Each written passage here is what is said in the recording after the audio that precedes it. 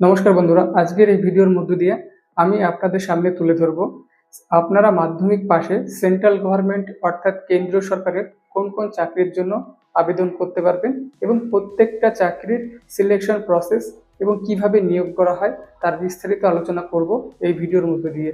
সুতরাং ভিডিওটি স্কিপ না করে সম্পূর্ণ দেখুন। প্রথমে যে চাকরিটা সম্পর্কে আলোচনা করব সেটা হচ্ছে এমটিএস এবং হাবিলদার পোস্ট। দেখুন, এই এমটিএস এবং হাবিলদার পোস্ট নিয়োগ করে এসএসসি বোর্ড, সেন্ট্রালের এসএসসি বোর্ড। ঠিক আছে, এই এমটিএস এর জন্য এজ লিমিট রয়েছে 18 থেকে 25 বছর এবং হাবিলদার পোস্টের ক্ষেত্রে এজ লিমিট রয়েছে 18 থেকে 27 বছর। এই হাবিলদার পোস্ট এবং এই এমটিএস কেন্দ্র সরকারের বিভিন্ন ক্লার্ক এবং গ্রুপ ডি গ্রুপ সি পোস্টে নিয়োগ করা হয়। ঠিক আছে, এর সিলেকশন প্রসেসটা তোমাদের একটু বলি। দেখো, এই এমটিএস এবং হাবিলদার পোস্টের সিলেকশন প্রসেস শুধুমাত্র তোমাদের এমসিকিউ বেসিস পরীক্ষা হবে এবং এই এমসিকিউ বেসিস পরীক্ষায় তোমরা উত্তীর্ণ হতে পারলেই তোমরা এমটিএস এবং হাবিলদার পোস্টের চাকরিটা পেয়ে যাবে। তারপরে নেক্সট চাকরি রয়েছে ইন্ডিয়ান রেলওয়ে গ্রুপ ডি। দেখো, রেলওয়ে রিক্রুটমেন্ট গ্রুপ ডি যথেষ্ট পরিমাণে ভ্যাকান্সি প্রতি বছর বেরোয়, প্রতি বছর না হলে এক বছর বাদ দিয়ে কিন্তু যথেষ্ট পরিমাণে ভ্যাকান্সি বেরোয় এবং এই রেলওয়ে গ্রুপ ডির এজ লিমিট হচ্ছে 18 থেকে 33 বছর। এই 18 থেকে 33 বছর শুধুমাত্র কিন্তু জেনারেল ক্যান্ডিডেটের জন্য, ওবিসিরা 3 বছর এবং এসসিরা 5 বছর এবং পিডব্লিউডি ক্যান্ডিডেট 10 বছর ছাড় পেয়ে থাকে। ঠিক আছে, আমি যে এজ লিমিটটা বলবো শুধুমাত্র জেনারেলদের জন্য। ওকে, দেখো, এই গ্রুপ ডি সিলেকশন প্রসেসটা তোমাদের বলি। রেলের গ্রুপ ডি সিলেকশন প্রসেস শুধুমাত্র একটিমাত্র এমসিকিউ বেসিস পরীক্ষা হয় এবং এই এমসিকিউ বেসিস পরীক্ষায় তোমরা উত্তীর্ণ হলে কিন্তু চাকরিটা পাওয়া যাবে না। তারপরে রয়েছে তোমাদের ফিজিক্যাল মেজারমেন্ট। এবার বলি ইন্ডিয়ান রেলওয়ে ফিজিক্যাল মেজারমেন্টে কি কি নেওয়া হয়ে থাকে। দেখো, ফিজিক্যাল মেজারমেন্টে দেখো ছেলেদের ক্ষেত্রে মেজারমেন্টটা কেমন হয়। ফিজিক্যাল টেস্টটা রেলের গ্রুপ ডিতে রেল রিক্রুটমেন্ট বোর্ড তোমাকে 35 কেজি ওজনের একটি বস্তু দিয়ে দেবে এবং সেটা নিয়ে তোমাকে 2 মিনিটে 100 মিটার রান কভার করতে হবে, তবেই তুমি ফিজিক্যাল টেস্টে পাস করবে। এবং মেয়েদের ক্ষেত্রে কি হয়, মেয়েদের ক্ষেত্রে 100 মিটার রান থাকে, সেটা 20 কেজি বস্তু নিয়ে তোমাকে 4 মিনিটে কভার করতে হবে এবং এই ফিজিক্যাল টেস্ট কমপ্লিট হলেই তোমরা কিন্তু মেডিকেল হবে এবং মেডিকেলের পর ডকুমেন্টস ভেরিফিকেশন হলে রেলের এই গ্রুপ ডি চাকরিটা পাওয়া যায়। তারপরে রয়েছে দেখো ইন্ডিয়ান পোস্ট অফিসে। দেখো, ইন্ডিয়ান পোস্ট অফিসের মাধ্যমে ইন্ডিয়ান পোস্ট অফিসে যে জিডিএস নিয়োগ করা হয়, এই জিডিএস এর এজ লিমিট রয়েছে 18 থেকে 40 বছর বয়স। যথেষ্ট পরিমাণে এজ লিমিট রয়েছে জেনারেল ক্যান্ডিডেটদের জন্য। তো এই ক্ষেত্রে একটি বিশেষ গুরুত্বপূর্ণ বিষয় হচ্ছে ইন্ডিয়ান পোস্ট অফিসে জিডিএস এর ক্ষেত্রে কোনো এক্সাম দিতে হয় না। তাহলে সিলেকশন প্রসেসটা কেমন হয়? দেখো, ইন্ডিয়ান পোস্ট অফিসে জিডিএস এর সিলেকশন প্রসেসটা একটু অন্যরকম। এক্ষেত্রে কোনো এক্সাম দিতে হয় না। তুমি মাধ্যমিক পরীক্ষা দিয়েছো এবং ওই মাধ্যমিক পরীক্ষার যে নাম্বার পেয়েছো সেই নাম্বারের ভিত্তিতে মেরিট লিস্ট করা হয় এবং এই মেরিট লিস্টের ভিত্তিতেই তোমাদের চাকরিটা দেওয়া হয় ইন্ডিয়ান পোস্ট অফিসে। ইন্ডিয়ান পোস্ট অফিসের জিডিএস এর ভ্যাকান্সিটাও প্রতি বছর যথেষ্ট পরিমাণে বের হয়। তারপরে নেক্সট চাকরি রয়েছে এসএসসি জিডি কনস্টেবল। দেখো, এই এসএসসি বোর্ডের মাধ্যমে এসএসসি জিডি কনস্টেবলের নিয়োগ করা হয়ে থাকে।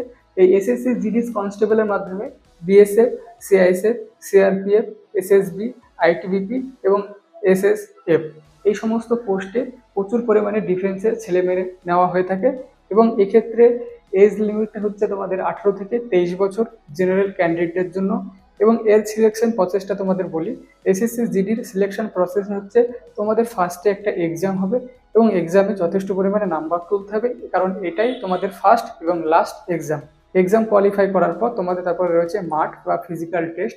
এই ফিজিক্যাল টেস্ট যথেষ্ট হার্ড হয়, কারণ এটা ডিফেন্স সেক্টরের জন্য টোটালটা ভ্যাকান্সি। তো সেই জন্য তোমাদের কি কি যোগ্যতা লাগে তোমাদের বলে দিই। এই এসএসসি কনস্টেবল জিডির জন্য ছেলেদের ক্ষেত্রে হাইট লাগে 170 সেমি এবং মেয়েদের ক্ষেত্রে হাইট লাগে 157 সেমি। এবং ছেলেদের এই ফিজিক্যাল মেজারমেন্টে মাঠ পাস করতে হলে তোমাদের রান হয় 5 কিলোমিটার এবং এই 5 কিলোমিটার রান তোমাকে কভার করতে হবে 24 মিনিটের মধ্যে। এবং মেয়েদের ক্ষেত্রে রান হয় 1650 মিটার এবং সেই রান কমপ্লিট করতে হবে তোমাদের মাত্র 8 মিনিট 50 সেকেন্ডে, অর্থাৎ 8.5 মিনিটে তোমাদের এই রান মেয়েদের কমপ্লিট করতে হবে। এরপর তোমাদের মেডিকেল যথেষ্ট হার্ড হয় এবং মেডিকেল পাস করার পর তোমাদের ফাইনাল মেরিট লিস্ট বেরোবে এবং এই পদ্ধতির মাধ্যমে এসএসসি জিডির চাকরিটা পাওয়া যায়। এরপর রয়েছে ইন্ডিয়ান আর্মি। দেখো, ইন্ডিয়ান আর্মি এখন যে চাকরিটা নেওয়া হচ্ছে, দেখো ইন্ডিয়ান আর্মি এর আগে ছিল পার্মানেন্ট চাকরি, কিন্তু বর্তমানে কন্ট্রাক্ট বেসিক্যাল ইন্ডিয়ান আর্মিতে নেওয়া হয় জিডি। এই ইন্ডিয়ান আর্মির বর্তমান নাম দেওয়া হয়েছে ওই অগ্নিবীর। তোমরা মাধ্যমিক পাস করে থাকলে এই অগ্নিবীরের জন্য অ্যাপ্লাই করতে পারবে। অগ্নিবীরের জন্য তোমাদের মাধ্যমিক পাসের জন্য জিডিতে অ্যাপ্লাই করতে পারবে, ঠিক আছে। তারপর তোমরা স্টেটমেন্টে অ্যাপ্লাই করতে পারবে। এই জিডি এবং স্টেটমেন্ট এবং ক্লার্কশিপ এগুলো সব কিছুটাই হচ্ছে তোমাদের মাধ্যমিক বেসিসে অ্যাপ্লাই করতে পারবে। এবার বিষয় হচ্ছে এই জিডি এবং অগ্নিবীর কিন্তু পার্মানেন্ট চাকরি নয়। এই জিডি বা এবং স্টেটমেন্টের যে চাকরিটা তোমরা অগ্নিবীরে দেওয়া হয় সেটা শুধুমাত্র 4 বছরের জন্য, এবং এজ লিমিটটা হচ্ছে 17.5 থেকে তোমাদের 21 বছর বয়স মধ্যে তোমরা অগ্নিবীরের জন্য অ্যাপ্লাই করতে পারবে। তারপরে রয়েছে আরেকটি পোস্টের সম্পর্কে তোমাদের বলি, সেটা হচ্ছে বিএসএফ এর স্টেটমেন্ট। এই বিএসএফ এর স্টেটমেন্টের মাধ্যমে তোমরা চাকরি পেতে পারো সেন্ট্রাল গভর্নমেন্টের। তো বিএসএফ এর স্টেটমেন্টটা শুধুমাত্র কিন্তু বিএসএফ রিক্রুটমেন্ট বোর্ডই রিলিজ করে এবং বিএসএফ রিক্রুটমেন্ট বোর্ড পুরোটা হ্যান্ডেলিং করে, ঠিক আছে। সেক্ষেত্রে তোমাদের মাধ্যমিক পাস যোগ্যতায় অ্যাপ্লাই করতে পারবে। এক্ষেত্রে একটা গুরুত্বপূর্ণ হচ্ছে এই স্টেটমেন্টে অ্যাপ্লাই করতে গেলে তোমরা যে ট্রেডের জন্য অ্যাপ্লাই করবে, সেটা কুক হতে পারে, ওয়াশারম্যান হতে পারে, বারবার হতে পারে। যেই পোস্টে তোমরা অ্যাপ্লাই করবে সেই পোস্ট সম্পর্কে বা সেই ট্রেড সম্পর্কিত তোমাদের একটা সার্টিফিকেট ম্যানেজ করতে হবে বা সেই সার্টিফিকেট একটা কোর্স কমপ্লিট করতে হবে, তবেই তোমরা বিএসএফ এর স্টেটমেন্টের জন্য অ্যাপ্লাই করতে পারবে। এই ছিল প্রতি বছর রিলিজ হওয়া সেন্ট্রাল গভর্নমেন্টের বিভিন্ন চাকরি। এই ভ্যাকান্সিগুলো মোটামুটি প্রতি বছরই বের হয়। 1 বছর না বের হলে দ্বিতীয় বছর বেরোনোর চান্স খুব থাকে। তো এই সমস্ত চাকরিগুলোই সবচেয়ে সেন্ট্রাল গভর্নমেন্টের আকর্ষণীয় এবং সবচেয়ে ভালো পরিমাণে স্যালারি এবং ভ্যাকান্সি বের হয় প্রতি বছর।